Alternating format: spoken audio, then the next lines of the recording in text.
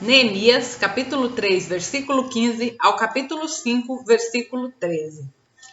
Os reparos da porta da fonte foram realizados por Salum, filho de Col-Ezé, governador do distrito de Mispá. Ele a reconstruiu, colocou o telhado, levantou as portas e pôs os ferrolhos e as trancas. Além disso, consertou o muro do tanque de Siloé, perto do Jardim do Rei, e reconstruiu o muro até os degraus que descem da cidade de Davi. Ao lado dele estava Neemias, filho de Asbuque, governador de metade do distrito de Bet-Zur.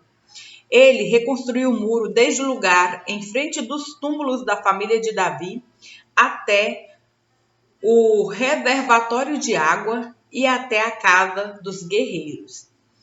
Os reparos do trecho seguinte foram realizados por um grupo de levitas que trabalharam sob a supervisão de Reum, filho de Bani. Depois deles vinha Asabias, governador de metade do distrito de Keila, representando o seu distrito.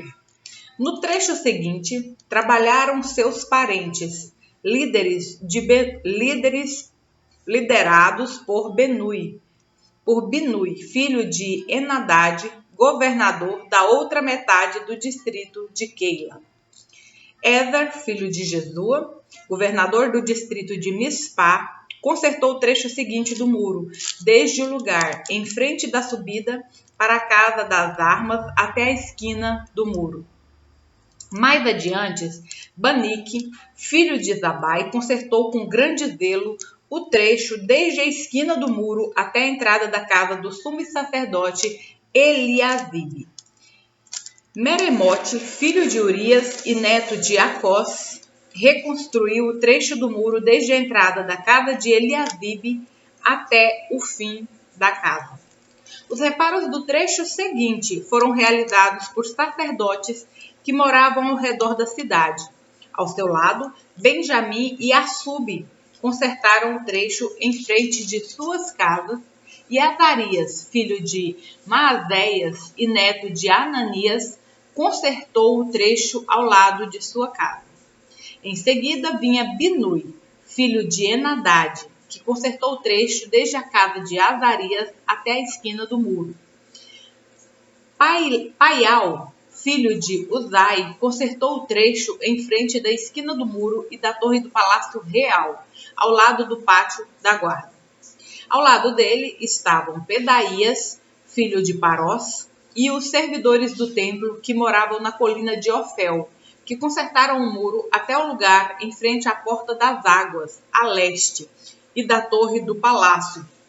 Mais adiante, os habitantes de Tecoa consertaram outro trecho, desde o lugar em frente da grande torre alta até o muro de Ofel. Os reparos acima da porta dos cavalos foram realizados pelos sacerdotes. Cada um consertou o trecho do muro em frente de sua própria casa. Depois deles, Zadok, filho de Imer, também consertou o trecho do muro em frente de sua casa. Ao seu lado estava Semaías, filho de Secanias, guarda da porta oriental. Ananias, filho de Selemias, e Anum, filho de Zalaf, consertaram o trecho seguinte, enquanto Mesulão, filho de Berequias, consertou o trecho em frente de onde ele morava.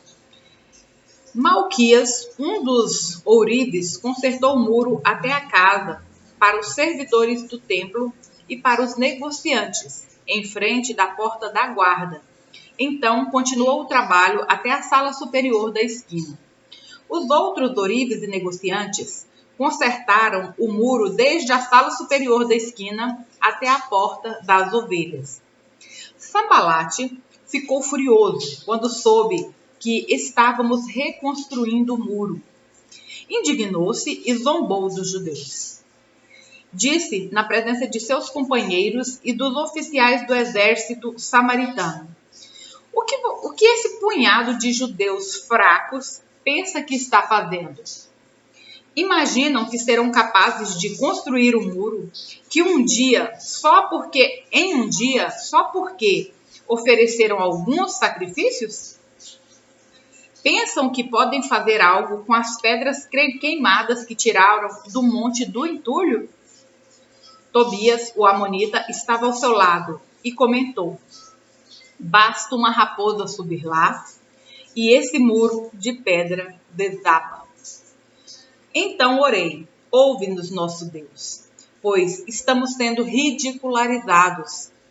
Que essa zombaria caia sobre a cabeça deles e que eles próprios se tornem prisioneiros numa terra estrangeira. Não ignores sua culpa, não apague seus pecados, pois provocaram tua ira aqui, diante dos construtores. Por fim, o muro foi reconstruído até metade de sua altura ao redor de toda a cidade, pois o povo trabalhou com entusiasmo. No entanto, quando Sambalate, Tobias, os árabes, os amonitas e os asdoditas souberam que a obra avançava e que as brechas do muro de Jerusalém estavam sendo fechadas, encheram-se de ira. Eles planejaram vir lutar contra Jerusalém e causar confusão em nosso meio. Mas nós oramos a nosso Deus e colocamos guarda na cidade de dia e de noite para nos proteger. Então o povo de Judá começou a se queixar. Os trabalhadores estão cansados e ainda há muito entulho para remover. Não seremos capazes de construir o muro sozinhos. Enquanto isso, nossos inimigos diziam: antes que eles se deem conta do que está acontecendo, cairemos sobre eles e os mataremos, acabando com seu trabalho. Os judeus que moravam perto dos inimigos nos disseram diversas vezes: eles virão de todas as direções e nos atacarão. Por isso, coloquei guardas armados atrás das partes mais baixas do muro e nos lugares mais expostos. Dividi-os por famílias, para que montassem guarda armados com espadas, lanças e arcos. Examinei a situação, reuni os nobres, os oficiais e o restante do povo e lhes disse: não tenham medo do inimigo. Lembrem-se do Senhor, que é grande e temível, e lutem por seus irmãos, seus filhos e suas filhas, suas esposas e seus lares. Quando nossos inimigos descobriram que sabíamos de seus planos e que Deus os havia frustrado, todos nós voltamos ao trabalho no muro. Dali em diante, porém, apenas metade de meus homens trabalhava, pois a outra metade ficava de guarda com lanças, escudos, arcos e couraças. Os líderes ficavam na retaguarda de todo o povo de Judá, que construía o muro. Os trabalhadores prosseguiram com a obra. Com uma das mãos levavam as cargas, enquanto com a outra seguravam uma arma. Todos os construtores tinham uma espada presa à cintura. O tocador de trombeta ficava comigo para dar o sinal de alerta. Então expliquei aos nobres, aos oficiais e ao restante do povo: a obra é extensa e estamos muito separados uns dos outros ao longo do muro. Quando ouvirem o toque da trombeta, corram para onde ele soar. Nosso Deus lutará por nós. Trabalhávamos o dia inteiro, do nascer ao pôr do sol, e metade dos homens estava sempre de guarda. Nessa ocasião, eu disse aos que moravam fora dos muros que passassem a noite em Jerusalém. Assim, ele e seus servos poderiam ajudar na guarda à noite e trabalhar durante o dia. Nenhum de nós, nem eu, nem meus parentes, nem meus servos, nem os guardas que estavam comigo, trocava de roupa. Carregávamos sempre nossas armas, até mesmo quando íamos beber água. Por esse tempo, alguns homens e suas esposas fizeram um grande protesto contra seus irmãos judeus. Alguns deles diziam: nossas famílias são grandes, precisamos de mais alimento para sobreviver. Outros diziam: hipotecamos nossos campos, nossas videiras e nossas casas para conseguir comida durante esse período de escassez. Ainda outros diziam: tomamos dinheiro emprestado para pagar os impostos do rei sobre nossos campos e vinhedos. Somos da mesma família que os ricos e nossos filhos são iguais aos filhos deles. Contudo, somos obrigados a vender nossos filhos como escravos só para termos dinheiro suficiente para viver. Já vendemos algumas de nossas filhas e não há nada que possamos fazer, pois nossos campos e vinhedos agora pertencem a outros. Quando ouvi essas reclamações, fiquei muito indignado. Depois de pensar bem na questão, repreendi os nobres e os oficiais, dizendo: vocês estão prejudicando seus próprios irmãos ao cobrar juros quando lhe pedem dinheiro emprestado. Em seguida, convoquei uma reunião pública para tratar do problema. Na reunião eu lhes disse: temos feito todo o possível para resgatar nossos irmãos judeus que se venderam a estrangeiros. Mas agora vocês os vendem de volta à escravidão. Quantas vezes precisaremos resgatá-los? E eles não tinham nada a dizer em sua defesa. Então prossegui: o que vocês estão fazendo não é certo. Acaso não deviam andar no temor do nosso Deus para evitar a zombaria das nações inimigas? Eu, meus irmãos e os homens que trabalhavam para mim temos emprestado dinheiro e cereal para o povo. Agora, porém, deixamos de cobrar juros. Devolvam-lhes hoje mesmo seus campos, seus vinhedos, seus olivais e suas casas. Devolvam também a 100ª parte, os juros que cobraram quando lhes emprestaram dinheiro, cereais, vinho, vinho novo e azeite. Eles responderam: devolveremos tudo e não exigiremos mais nada do povo. Faremos conforme você diz. Então, chamei os sacerdotes e fiz os nobres e os oficiais jurarem que cumpririam sua promessa. Depois sacudi as dobras de meu manto e disse: que Deus assim os sacuda de seus lares e de suas propriedades, se vocês não cumprirem o que prometeram. Que fiquem sem absolutamente nada. Toda a comunidade respondeu: amém, e louvaram o Senhor. E o povo cumpriu o que havia prometido. 1 Coríntios, capítulo 7, versículos 25 ao 40. Quanto à pergunta sobre as moças que ainda não se casaram, não tenho para elas um mandamento do Senhor. Em sua misericórdia, porém, o Senhor me deu sabedoria confiável e eu a compartilharei com vocês. Tendo em vista as dificuldades de nosso tempo, creio que é melhor que permaneçam como estão. Se você já tem esposa, não procure se separar. Se não tem esposa, não procure se casar. Se contudo vier a se casar, não é pecado. E se uma moça se casar, também não é pecado. No entanto, aqueles que se casarem em tempos como os atuais terão de enfrentar dificuldades e minha intenção é poupá-los disso. Irmãos, isto é o que quero dizer. O tempo que resta é muito curto. Portanto, de agora em diante, aqueles que têm esposa devem agir como se não fossem casados. Aqueles que choram, que se alegram ou que compram coisas não devem se entregar totalmente à tristeza, à alegria ou aos bens. Aqueles que usam as coisas deste mundo não devem se apegar a elas, pois este mundo, como o conhecemos, logo passará. Quero que estejam livres das preocupações desta vida.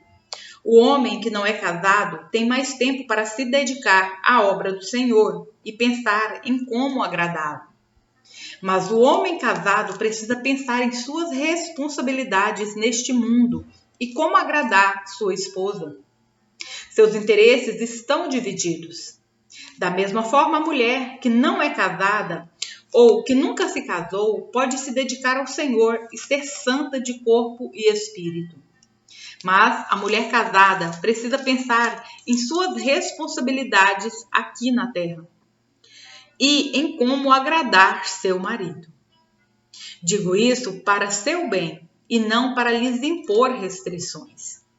Quero que façam aquilo que os ajudará a servir melhor ao Senhor, com o mínimo possível de distrações. Se, contudo, um homem acredita que está tratando sua noiva de forma inapropriada e que seus impulsos vão além de suas forças, que se case com ela, como é desejo dele. Não é pecado, mas se tiver assumido um compromisso firme e não houver urgência, e ele for capaz de controlar sua paixão, faz bem em não se casar. Portanto, quem se casa com sua noiva faz bem, e quem não se casa faz melhor ainda. A esposa está ligada ao marido enquanto ele viver. Se o marido morrer, ela está livre para se casar com quem quiser, desde que seja um irmão no Senhor. Em minha opinião, porém, seria melhor que ela não se casasse novamente. E creio que, ao dizer isso, lhes dou o conselho do Espírito de Deus. Salmos, capítulo 32, versículos 1 ao 11. Como é feliz aquele cuja desobediência é perdoada, cujo pecado é coberto. Sim, como é feliz aquele cuja culpa o Senhor não leva em conta, cuja consciência é sempre sincera.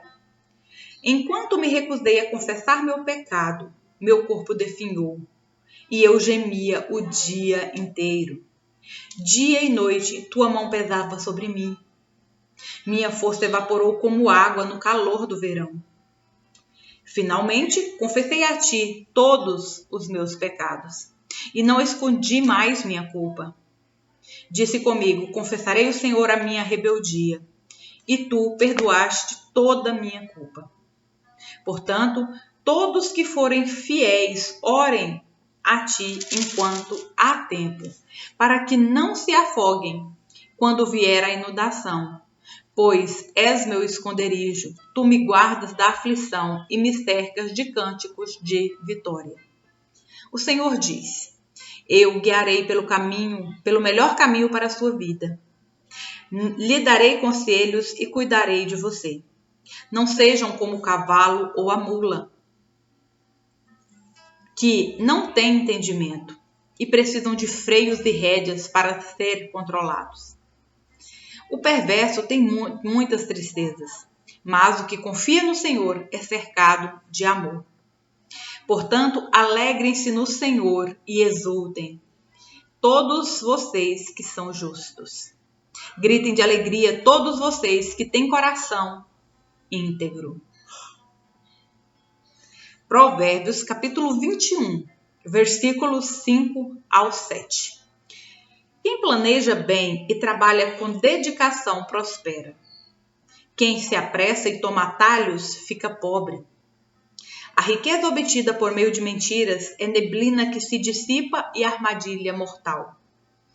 A violência dos perversos destruirá, pois se recusam a fazer o que é justo.